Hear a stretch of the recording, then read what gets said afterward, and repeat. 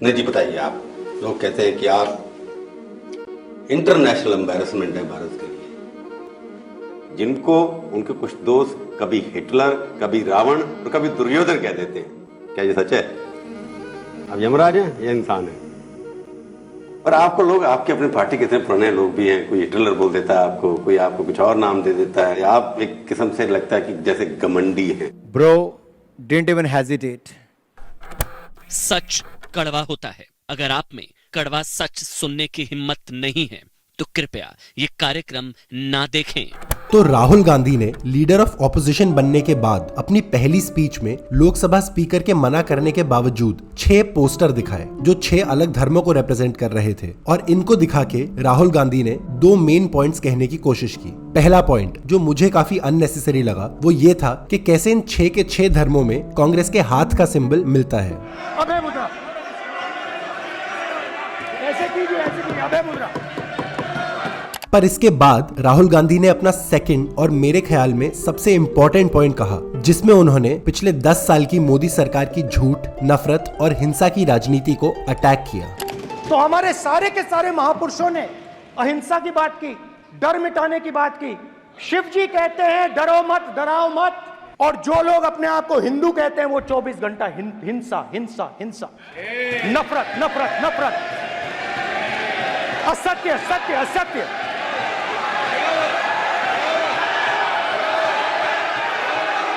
आप हिंदू हो ही नहीं। जब राहुल गांधी ने BJP MPs including PM Modi की तरफ स्पेसिफिकली पॉइंट करके ये कहा कि आप हिंदू हो ही नहीं क्योंकि आप डर, नफरत और हिंसा की पॉलिटिक्स करते हैं, तो ये सुन के हमारे नॉन बायोलॉजिकल अवतार ने जल्दी से अपनी 56 इंच की चालाकी से अपनी पॉलिटिक्स के पापों का सारा ब्लेम पूरी हिंदू कम्युनिटी पे डाल दिया। पूरे हिंदू समाज को हिंसक कहना ये गंभीर विषय है। बीजेपी को आपको नहीं नहीं नहीं नहीं नहीं नहीं, नरेंद्र मोदी जी पूरा हिंदू समाज नहीं है, बीजेपी पूरा हिंदू समाज नहीं है, आरएसएस पूरा हिंदू समाज नहीं है। Rahul has gone anti Hindu, क्योंकि राहुल गांधी ने कहा कि जो लोग अपने आप को हिंदू कहते हैं वो 24 घंटे हिंसा, नफरत और असत्य की राह पर चलते हैं। तो जब ये बात हमको बताई गई तो हमने राहुल गांधी का जो भाषण उन्होंने संसद में दिया था उसको निकाल करके देखा और हमने उसमें पाया कि वो तो ऐसा कह ही नहीं रहे हैं। वो तो कह रहे हैं कि हिंदू धर्म में हिंसा का स्थान ही नहीं है, कि हिंदू डर नहीं फैला सकता, हिंदू हिंसा नहीं फैला सकता, हिंदू नफरत नहीं फैला सकता। उनको उन्होंने अपने सामने जो अमुक पार्टी के सरकार के लोग हैं उनको देख करके कहा कि आप लोग अपने आप को हिंदू कहते हो और हिंसा हिंसा हिंसा नफरत फैलाते हो। बीजेपी 24 घंटा नफरत हिंसा नफरत हिंसा नफरत हिंसा। तो उनका कहना केवल उस पार्टी विशेष के लिए था। हिंदू हिंसक होते हैं, ये है आपके संस्कार, ये है आपका चरित्र, ये है आपकी सोच, ये है आपकी नफरत इस देश के हिंदुओं के साथ ये करने में। तो फिर उनके ऊपर ये आरोप लगाना कि उन्होंने हिंदू धर्म के विपरीत कोई बात कही है, उनके आधे वक्तव्य को, अंश को निकाल करके और उसको फैला करके, ये हम समझते हैं कि अपराध है, दुष्प्रचार है और ऐसा करने वाले को दंडित किया जाना चाहिए। पर जब ऐसा करने वाले पहले व्यक्ति खुद पीएम मोदी हो तो हम सब जानते हैं कि उन्हें सजा दिलाना तो दूर की बात है बल्कि उन पर कोई इल्जाम लगाना भी आज की डेट में पाप समान माना जाएगा। और इसीलिए सारे न्यूज चैनल्स ने पीएम मोदी का फैक्ट चेक करके झूठ का पर्दाफाश करने की जगह देश को फेक न्यूज का प्रसाद और माइनॉरिटीज के खिलाफ नफरत परोसना बेहतर समझा। सारे हिंदुओं को हिंसक क्यों बोला? नहीं, ऐसा मुसलमानों के लिए बोल के देखे ना। क्या कोई ऐसा कह सकते हैं कि जो अपने आप को मुस्लिम कहते हैं वो हिंसा नफरत फैलाते हैं? बोल के देखे मुसलमानों के लिए, या सिखों के लिए बोल के देखे, या ईसाइयों के लिए बोल के देखे। क्या जो खुद को सिख कहते हैं वो सबसे ज्यादा हिंसक है? क्या जो खुद को मुसलमान कहते हैं वो सबसे ज्यादा हिंसक है?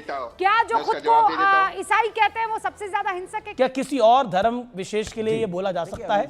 मेरा प्रश्न सिंपल ये है। और इसका आंसर सिंपल ये है कि जब किसी धर्म के बारे में बात हो ही नहीं रही थी, बल्कि तुम्हारे मालिक की डेंजरस और violent divide and rule politics के खिलाफ बोला जा रहा था, तो तुम हिंदू धर्म को इस घटिया राजनीति में घसीट के कांग्रेस वर्सेस बीजेपी की लड़ाई को कांग्रेस वर्सेस हिंदूज की लड़ाई बना के खुद सबसे बड़ी अधर्मी हरकत कर रहे हो। और अब ये जो लड़ाई है अब सोशल मीडिया पर लड़ी जाएगी कि राहुल गांधी ने हिंदुओं का अपमान किया है या नहीं।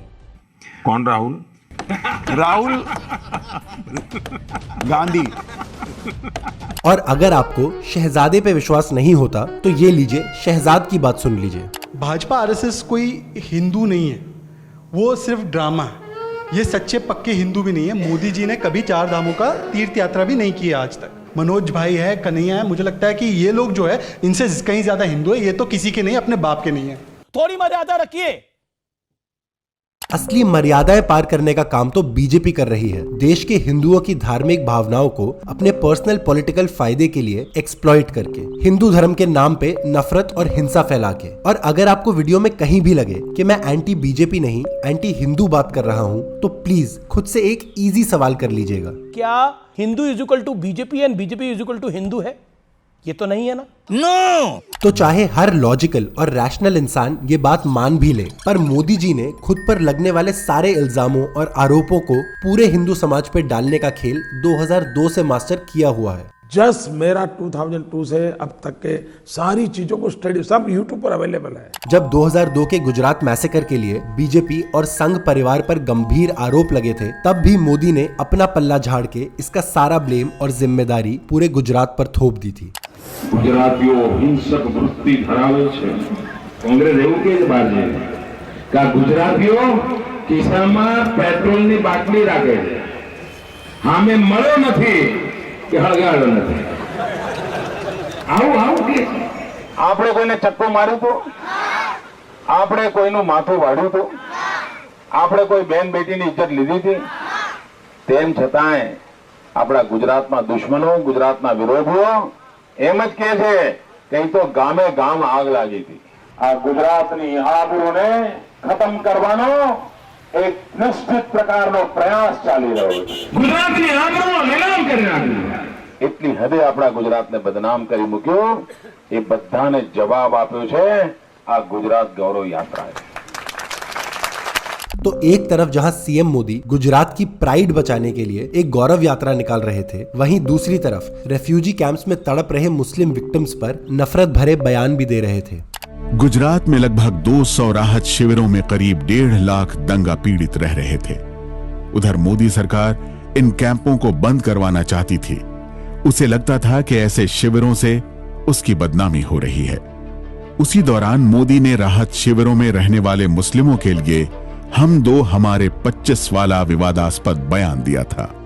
और अगर फिर भी मोदी, उनकी सरकार और संघ परिवार के 2002 के नरसंहार में रोल पर किसी को शक रह गया था, तो वो भी मिट गया था जब एक बजरंग दल लीडर, एक विश्व हिंदू परिषद लीडर और एक बीजेपी के एमएलए के स्टिंग ऑपरेशंस बाहर आए, जहां देश ने देखा कि कैसे ये लोग हजारों कत्ल करने पर खुद का गौरव गान कर रहे थे। जो गुजरात में नरेंद्र भाई ने किया वो कोई नहीं कर सकता। जो उन्होंने किया है ना, किसी मुख्यमंत्री ने नहीं किया होगा। 3 दिन का मोहलत दिया था, 3 दिन में जो कुछ करना करो। जो 20-25 साल से हमारी नजरों में जो लोग थे उनको चुन चुन के मारा है। कुछ भी हो, लेडीज हो, बच्चे हो, कुछ भी हो, काटने से कुछ, मारो काटो जला दो। जो उनके हाथ में आए सब कुछ किया। पुलिस के साथ में, पुलिस उनके आगे आगे पीछे टोला, पुलिस के साथ में सब कुछ चला।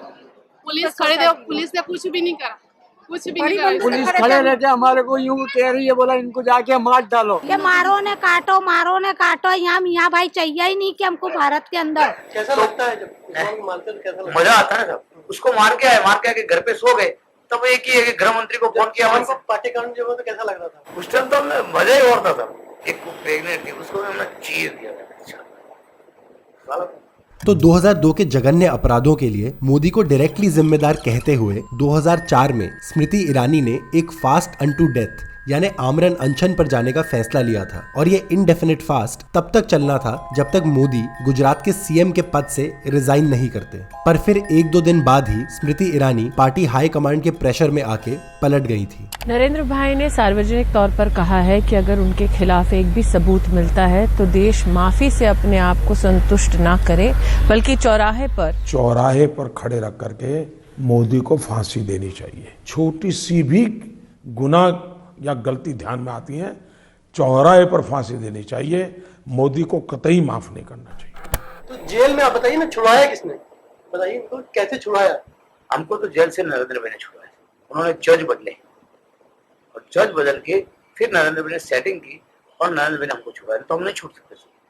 जितनी मेहनत 2002 के अपराधियों को जेल से निकलवाने में मोदी और बीजेपी की गुजरात सरकार ने की है, उसका एक प्राइम एग्जाम्पल है बिल्किस बानो का केस, जहां ऑलमोस्ट एक इम्पॉसिबल लड़ाई लड़ते हुए सालों की संघर्ष के बाद मुजरिमों को फाइनली सजा मिली। पर गुजरात सरकार ने 15 अगस्त 2022 में इस केस के सभी 11 मुजरिमों को जेल से रिहा करके उन्हें संस्कारी ब्राह्मण तक कह दिया था। उल्टी आती है, ये संस्कारी लोग हैं। अगर ये हमारे जो रूलिंग डिस्पेंसेशन है उसके मेंबर्स ये कह रहे हैं तो फिर क्या उम्मीद है हमारे पास? बिल्किस बानो के पूरे केस पर मैंने एक डिटेल्ड वीडियो बनाई थी जो आप मेरे चैनल पर देख सकते हैं, और 2002 से रिलेटेड सारे स्टिंग ऑपरेशंस अब तहलका के YouTube चैनल पर देख सकते हैं। सब YouTube पर अवेलेबल है। Can I point out to you that in September 2003, the Supreme Court said they had lost faith in the Gujarat government? The Chief Justice of the Supreme Court said that you were like a modern-day Nero who looks the other side when helpless children and innocent women are burnt. People still call you to your face a mass murderer. I'll have to rest for a while. और अब 2014 के बाद मोदी ने अपना झूठ, नफरत और हिंसा का गुजरात मॉडल पूरे देश पर थोप दिया है, और 2014 से जस्ट पहले करप्शन के खिलाफ एकजुट होकर लड़ रहे हमारे देश को अब धर्म के नाम पर बांट के आपस में लड़वाया जा रहा है। कि हिंदुस्तान को मुस्लिम मुक्त भारत करने के लिए हमें काम करना चाहिए और हम काम कर रहे हैं। भारत को हिंदू राष्ट्र घोषित किया जाए और ईसाइयों और मुसलमानों की नेशनलिटी समाप्त की जाए। हिंदू राष्ट्र बनाने के लिए लड़ेंगे, मरेंगे, जरूरत पड़ी तो मारेंगे। अखंड हिंदू राष्ट्र की स्थापना के लिए हर हिंदू अपने घर में हथियार रखना सीखे मेरे भाइयों। साधारण से साधारण एक नॉर्मल हिंदू को एक ट्रेन देना होगा कि समय आने पे वो कैसे हथियार उठा सके। अपने घर में हथियार रखो, कुछ नहीं तो सब्जी काटने वाला चाकू जरा तेज रखो। जब हमारा सब्जी अच्छे से कटेगी तो निश्चित रूप से दुश्मनों के मुंह भी और सिर भी अच्छे से कटेंगे। यहाँ के हर हिंदू को अस्त्र उठा करके इस सफाई अभियान को करना पड़ेगा, इसके अलावा कोई दूसरा विकल्प नहीं है। धर्म के लिए अगर हिंसा करनी पड़े तो वो हिंसा नहीं है, मर जाएंगे, मार देंगे। धर्म की स्थापना के लिए हिंसा नहीं है। अब आप हद से ज्यादा बढ़ रहे हैं, अब आप हद से ज्यादा आप ये बता रहे हैं साहब आप किसी को भी मरवा देंगे। क्यों मरवाओगे? यही तो मनुवादी सोच है, और इसी के लिए हम कह रहे हैं कि अगर हम लोग एक ना हो पाए, ये तो हिंदू मुसलमान करा के हमें काट मार देंगे और हिंदू पाकिस्तान बना देंगे, अफगानिस्तान बना देंगे, फिर बचेगा ही नहीं कुछ। अब देश के 110 करोड़ प्लस हिंदुओं को समझना जरूरी है कि हिंदू धर्म को एक्चुअली बदनाम कौन कर रहा है, और अगर हिंदू धर्म के प्रिंसिपल्स के हिसाब से देखें तो असली में कौन एंटी हिंदू साबित हो रहा है। हिंदू डर नहीं फैला सकता, हिंदू हिंसा नहीं फैला सकता, और बीजेपी 24 घंटा नफरत, हिंसा, नफरत, हिंसा। राहुल गांधी ने कहा था जो अपने आप को हिंदू कहते हैं वो हिंसा, नफरत। नो, गलत बोल रहे हैं। 100 करोड़ भारतीय जिनकी हिंदू धर्म में आस्था है वो हिंसक हैं। नो। अगर राहुल के बयान का यही मतलब है तो भाई साहब कहने में कोई हिचकिचाहट नहीं है, मैं हिंसक हूं क्योंकि मैं अपने आप को हिंदू मानता हूं। ऑनेस्टली कुछ शर्म है कि उसको भी अपने जर्नलिज्म की तरह कबाड़ी में बेच दिया और जो 20 रुपए मिले उससे बाल कटा लिए। क्यों कर रहे हो जर्नलिज्म यार? धंधा करके पैसे कमाने हैं तो कुछ और कर लो भाई। अरे पर मोदी के राज में सबसे बड़ा धंधा ही फेक न्यूज और रियल अंधभक्ति का चल रहा है। मोदी सरकार में सबसे बड़ा घोटाला पता चाचा क्या हुआ? बुद्धि का घोटाला, लोगों का दिमाग ही खा गया मोदी। और इस बुद्धि के घोटाले के थ्रू हिंदुओं के दिमाग में ठूसा जा रहा है कि एक हाईली प्रॉब्लमैटिक और काफी ज्यादा क्वेश्चनेबल पॉलिटिशियन पूरे हिंदू धर्म का असली रक्षक है। वो इस संसार में सनातन धर्म की रक्षा के लिए ही उनका अवतार हुआ है। पहले जब तक माँ जिंदा थी मुझे लगता था कि शायद बायोलॉजिकली मुझे जन्म दिया गया है। माँ के जाने के बाद मैं कन्विंस हो चुका कि परमात्मा ने मुझे भेजा है। 100% सत्य है कि मोदी जी सनातन के पुनरुत्थान के लिए ही पृथ्वी पर अवतार लिया है। अब ऐसे लबड़दोदो और बकलोलों को आप क्या समझाइए? एकदम यहाँ से बकलोली के लेवल पर है। बुद्धि खत्म हो गई है जब से नरेंद्र मोदी प्राइम मिनिस्टर बने ऐसे लोगों की, तो इनको तो समझाना ही बेकार। तो अगर अनफॉर्चुनेटली आप भी उन लोगों में से हैं जिनके दिमाग में पिछले 10 साल का झूठ से भरा नफरती प्रोपेगेंडा घुस के घर कर गया है और आपकी सोच में भी जहर भर गया है, तो मैं बस आपको एक ही सिंपल चीज याद दिलाना चाहूंगा। क्या Hindu is equal to BJP and BJP is equal to Hindu है? ये तो नहीं है ना। नो, अब समय आ गया है, अब जागो हिंदू, अब जागो। कभी हिंदू के कंधे बंदूक रख के वार, कभी हिंदू को ही बना लेता मानव ढाल। वाह मोदी जी वाह, तेरिया अपरंपार, वाह मोदी जी वाह, तेरिया अपरंपार। अरे देश बर्बाद हो गया, मोदी जी ने खराब कर दिया। वाह मोदी जी वाह, तेरिया अपरंपार। नरेंद्र मोदी जी पूरा हिंदू समाज नहीं है। ये ठेका इनको किसने दे दिया कि सारे हिंदुओं की ठेकेदारी इनकी है? पीएम मोदी ही हिंदू हृदय सम्राट है, सबसे बड़े हिंदू हृदय सम्राट। आप हिंदू हो ही नहीं। अब समय आ गया है, अब जागो हिंदू, अब जागो। ये जो ठेकेदारी प्रथा है, ये प्रथा बंद होनी चाहिए। लेकिन टेंशन मत लीजिए, जब तक व्हाट्सएप में गुड मॉर्निंग भेजने की सुविधा है तब तक आपको कुछ नहीं होगा, मैं गारंटी देता हूँ।